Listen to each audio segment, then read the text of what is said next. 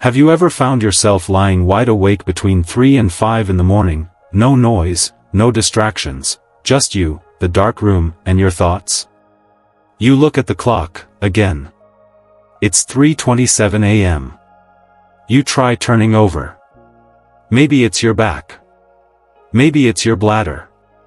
Maybe it's just nothing at all. You close your eyes, but your mind? Your mind feels like it's just getting started. If you're an older woman who often wakes up in those early hours before the sun rises, you might have told yourself, it's just aging.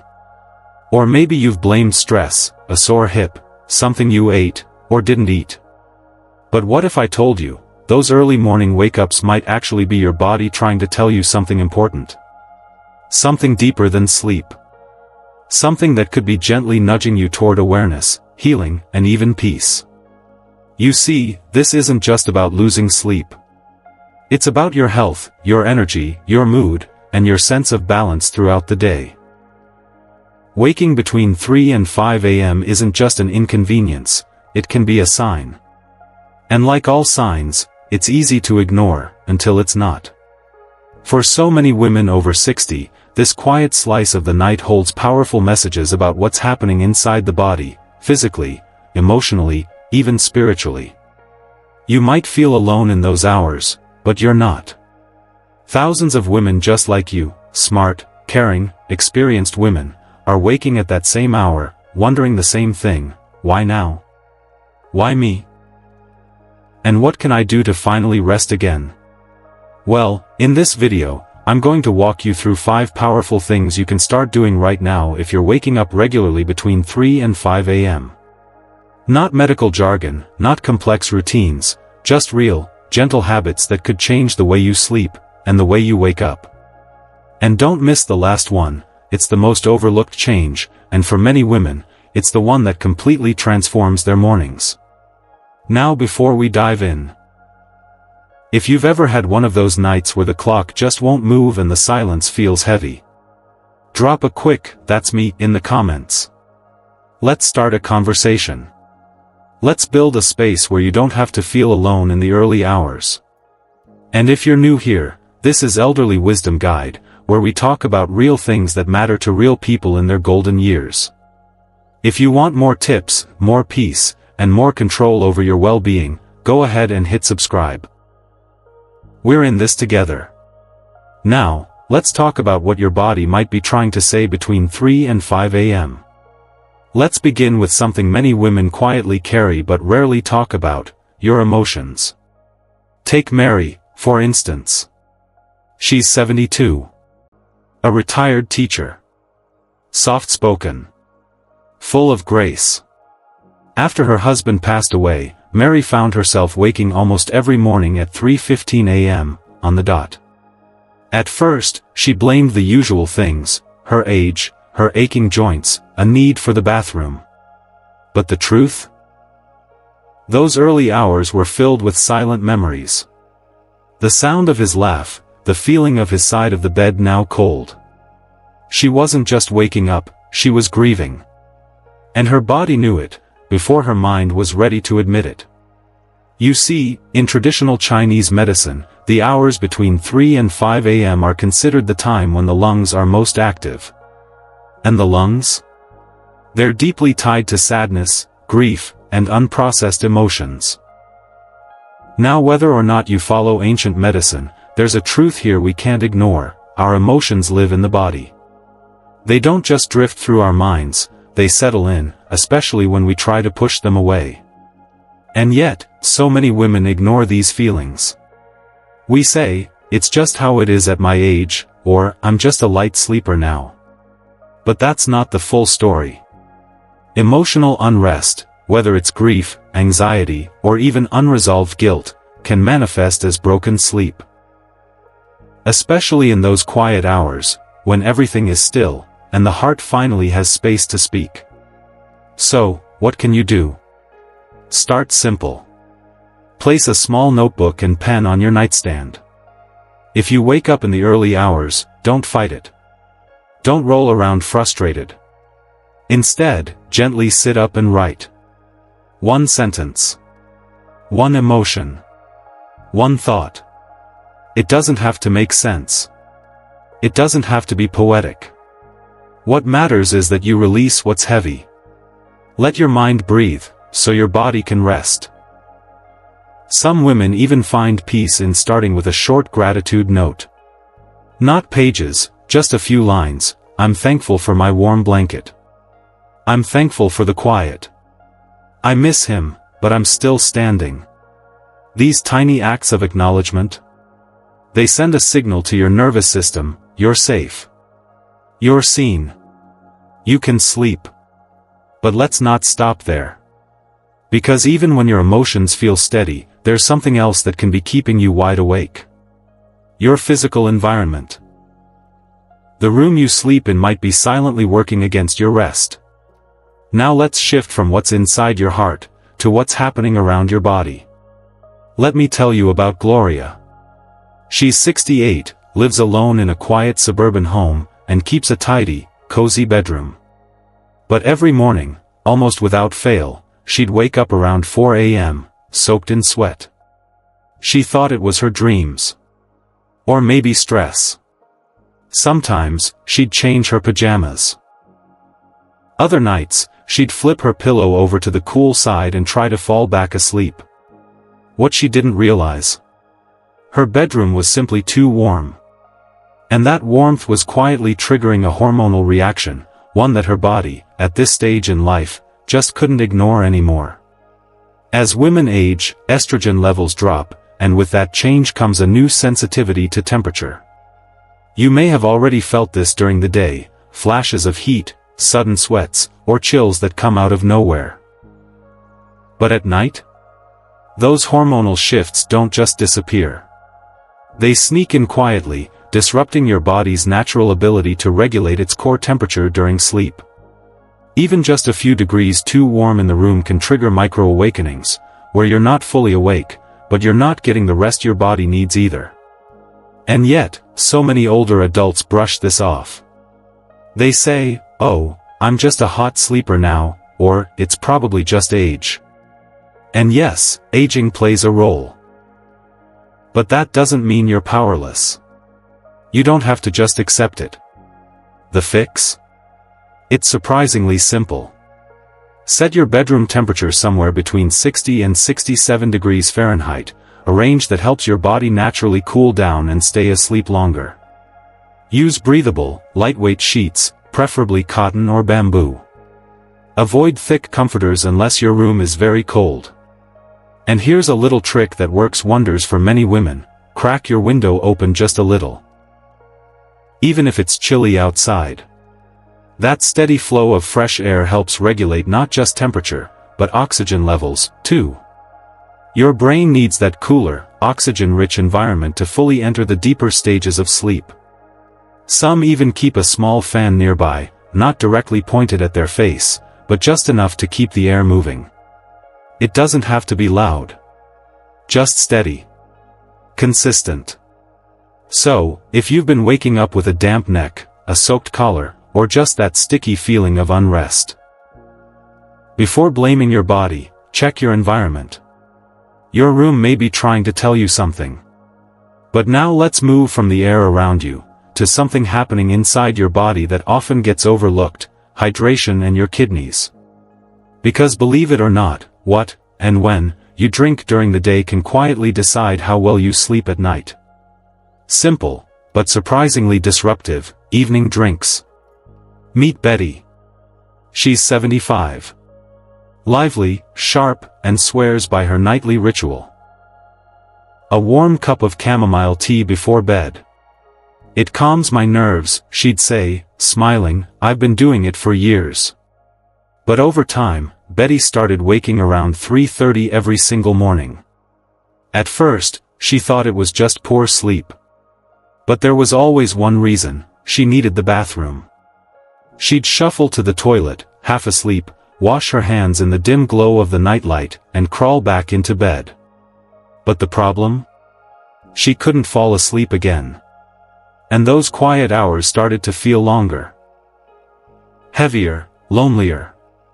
What Betty didn't realize, and what many don't, is that during those early morning hours, your kidneys are actually the most active. According to both modern science and traditional health systems, this is the body's natural filtration time, when your organs begin working to clear out waste. If you've had too many fluids close to bedtime, whether it's tea, juice, even just water, your kidneys may kick into overdrive, signaling your bladder to empty even before you're ready to wake. Your body's just doing its job. But your sleep suffers for it. And here's the kicker, many older adults believe they need a nighttime drink to fall asleep. We associate warmth with comfort, tea with relaxation. But what we often miss is that the soothing effect may be short-lived, while the bathroom visit is almost guaranteed. So, what can you do instead? Start by stopping all fluid intake 1.5 to 2 hours before bed. That gives your body time to process what you've already consumed before it's time to rest. Now, if your throat gets dry or you feel the need for something, that's okay. Take a few tiny sips of water, just enough to wet your mouth, not enough to fill your bladder. And it's not just about water. Avoid caffeine and alcohol after 6 p.m.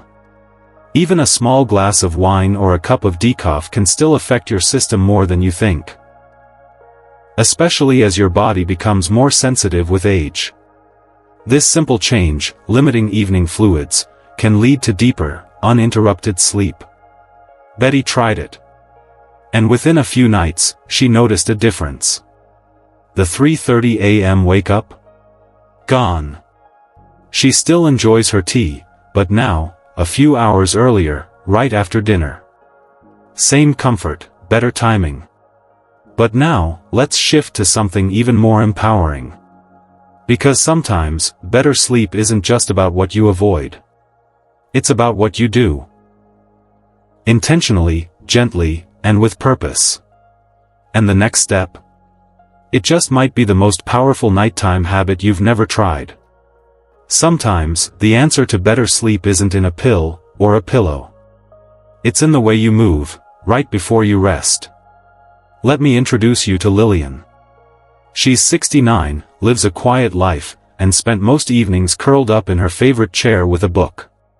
But for months, she was stuck in a frustrating cycle. Every night, like clockwork, she'd wake at 3 a.m. Eyes wide open. Mind alert. Body, tense. She tried everything, herbal teas, dark curtains, soft music. But nothing worked, until her doctor suggested something surprisingly simple: stretch for 5 minutes before bed. Just 5 minutes. At first, Lillian laughed. Stretching? That's it? But she gave it a try. Just before bed, she stood next to her bed, rolled her shoulders back, reached her arms gently overhead, tilted her head side to side. Breathed in, and let it go. Within a week, her 3 a.m. wake-up started to fade. Her body wasn't as tight. Her mind felt less jumpy. She didn't just fall asleep. She stayed asleep. And here's why this works: gentle movement tells your nervous system it's safe.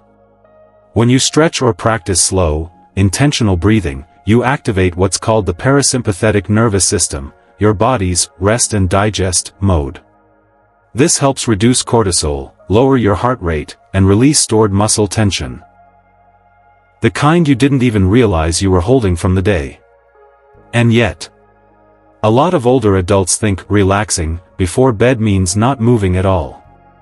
They sit still for hours, watching TV or reading quietly. But what happens is that their muscles become stiff, their circulation slows, and when they finally lie down, the body isn't ready. It's restless. Stillness can be too much, especially when the body needs a signal to shift gears. Instead, try this simple bedtime ritual. Stand or sit comfortably. Start with shoulder rolls, gently forward, then backward. Do a few neck stretches, lower one ear toward your shoulder, hold for a few seconds, then switch sides. A soft seated twist, nothing aggressive, just enough to loosen your back. And as you do it, breathe. Inhale through your nose for a count of 4. Hold it for just a second. Then exhale slowly through your mouth for a count of 6. Do this for just 5 minutes. That's all. Enough to shift your system. Enough to signal to your body, it's time to let go. It's time to rest. Lillian still does it every night, just like brushing her teeth. And she hasn't had a 3 a.m. wake-up in months. But what if you do still wake up between 3 and 5 a.m.? Even after all of this? Well, then the most powerful step you can take is actually the first thing you do after you wake up. What if waking up at 4 a.m. wasn't something wrong with you, but something right? That's exactly what Margaret, 76, came to believe. She'd been waking up at 4:10 every morning for over a year. At first, she was frustrated, tossing, turning, trying every trick to get back to sleep. She'd lie there in the dark, feeling defeated, asking herself, why is this happening to me? Until one morning, she stopped fighting it. Instead of reaching for sleep that wouldn't come, Margaret lit a small candle. She made a cup of herbal tea. She sat in her kitchen wrapped in a soft shawl, and started writing little letters to her grandchildren. Just simple notes. A memory. A piece of advice. A wish for their future. And slowly, that 4 a.m. frustration turned into something sacred. She started calling it her peace hour. A quiet space just for her soul. No noise. No chores. No obligations. Just stillness, meaning, and presence. You see, these early hours, between 3 and 5 a.m., aren't just biologically active. They're spiritually rich. According to many wellness traditions, this is a time when your body and mind are most receptive. A window for clarity, intuition, and gentle awakening. Your breathing slows. Your thoughts soften. And your heart opens. It's also a time when your melatonin, the sleep hormone, begins to fade, and your cortisol, the alertness hormone, gently rises. This transition makes the mind naturally reflective, calm, and quietly alert. You're not quite asleep, not fully awake. And in that space, there's room for something deeper.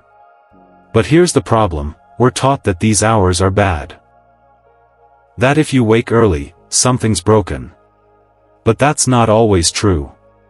In fact, it can be a sign that your body is more in tune than ever. As we age, we often become more sensitive to natural rhythms, sunlight, temperature, emotion, even spiritual pull. And sometimes, those early morning hours are your body's invitation to reconnect with yourself. With your memories. With your purpose. So, if you wake up and can't fall back asleep, don't panic. Don't fight it. Rise gently. Sit by a window. Read a poem. Say a prayer. Light a candle. Close your eyes and breathe. Or simply sit in silence with your thoughts. It's not wasted time. It's sacred time. You might even start to look forward to it, like Margaret does. Like so many others who've turned these quiet hours into healing rituals. And now that we've explored all 5 powerful things you can do when you wake between 3 and 5 a.m., let's talk about what it all really means.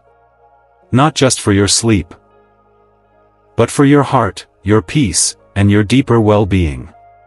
Waking up alone in the dark. That moment when the house is silent, the world outside still asleep, and it's just you, lying there with your thoughts. It can feel unsettling. It can feel lonely. And when it happens night after night, you might begin to wonder if something's wrong. Why now? Why me? But here's the truth that no one tells you, you are not alone in this. So many older women, strong, wise, and deeply intuitive, experience this very same thing. And not because they're broken. Not because they've failed at aging gracefully. But because their bodies, and their spirits, are still speaking. Still whispering something important. You see, waking up between 3 and 5 a.m. isn't just about your sleep. It's about your rhythm. Your journey. And how your inner world is changing in ways that are subtle, but powerful. Instead of fearing it, instead of reaching for frustration or worry, what if you saw it as a signal? A gentle tap on the shoulder from your body, saying, "Hey, I'm still here. Let's pay attention." You've spent decades caring for others. Raising families. Working hard. Keeping everything in balance. But now, your body might be asking for your attention. Your care. Your softness. This isn't a time to feel broken. It's a time to feel awakened. Awakened to your needs. Awakened to your emotions. Awaken to your inner wisdom that is still very much alive. So tonight, just take one small step. You don't need to overhaul your entire routine. Start simple. Light a candle. Crack your window. Stretch your arms. Whisper a quiet prayer. Write a line in your journal, even if it's just, "I'm here." Because these small actions, they matter. They're signals to your nervous system that you are safe. That you are present. That your rest is not gone, it's just shifting. And most importantly, please remember this, your sleep will evolve as you age. Yes, it may change. Yes, it may become lighter, shorter, or interrupted. But that doesn't mean peace is out of reach. It doesn't mean you've lost the ability to feel restored, centered, whole. You deserve mornings that begin with grace, not grogginess. You deserve nights that end with comfort, not confusion. And if no one's told you this lately, let me be the one to say it, you're doing beautifully. Your body is wise. And even in the stillness of early morning, you are growing. You are healing. You are never alone. To recap, if you find yourself waking up between 3 and 5 in the morning, don't ignore it. Try these 5 gentle shifts that could truly change the way you experience your nights, and your mornings. First, take a moment to reflect on your emotional state. Your heart may be holding more than you realize, and those quiet hours could be your body's way of asking you to release it. Second, adjust your room temperature and airflow. Make your sleep environment a place where your body can truly rest, not overheat or feel stifled. Third, reduce your evening fluid intake. Let your kidneys rest during the night. Save your hydration for the daytime when your body can handle it best. Fourth, move gently before bed. Stretch. Breathe. Let your muscles and your mind prepare for rest the way they were meant to. And fifth, maybe the most beautiful one of all, create a morning ritual. Instead of fighting the early hours, embrace them. Let them be a sacred window for peace, reflection, and gentle beginnings. Now let me ask you, have you tried any of these before? Do you have a little ritual, a moment of stillness that brings you peace during those early wake-ups? Or maybe you've just discovered something new you're excited to try tonight. Share your thoughts in the comments below. I would genuinely love to hear your story. You never know, your experience might be the one that helps someone else finally feel understood. And if this video made you feel a little more seen, a little more supported, please subscribe to Elderly Wisdom Guide. This channel isn't just about tips and advice. It's about connection. It's about honoring the journey you're on, at this stage, in this season. We're here for every gentle step forward. Thank you so much for watching. And remember, your body is still talking to you. Even in the quiet moments, it's offering clues. Comfort. Guidance. And yes, wisdom. So, let's keep listening. Together. Stay wise. Stay gentle. And I'll see you in the next video.